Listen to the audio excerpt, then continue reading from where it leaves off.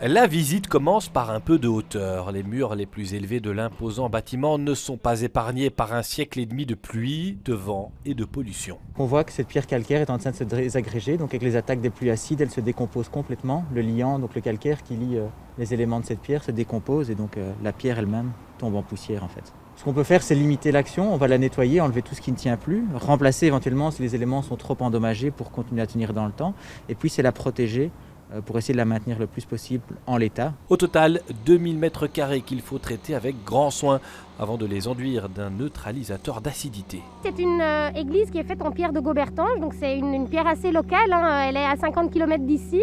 Et en fait, c'est une pierre assez poreuse et donc elle s'effrite assez vite. Et donc l'idée, c'est de venir la nettoyer avec des projections de fragments de roche pour vraiment la nettoyer de façon douce. Au sol, les ouvriers sont déjà à pied d'œuvre. Ces barrières doivent être démontées et confiées à des artisans seuls capables d'une véritable restauration.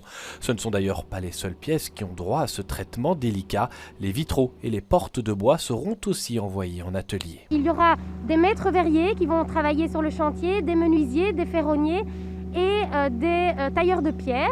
Les équipes comparent Sainte-Catherine à une dame âgée et fragile dont ils sont chargés de prendre grand soin. On va nettoyer et remplacer le moins possible. On va essayer de garder en état tout ce qui est possible de garder, qui ne présente pas de risque aussi bien structurel, qui ne puisse pas tomber sur quelqu'un ou qui ne risque pas de se dégrader plus fortement dans le temps. Cette rénovation de la façade côté marché aux poissons doit durer 2 ans. Budget 3 millions d'euros puisés dans l'enveloppe fédérale Belle Iris, celle au profit de la capitale.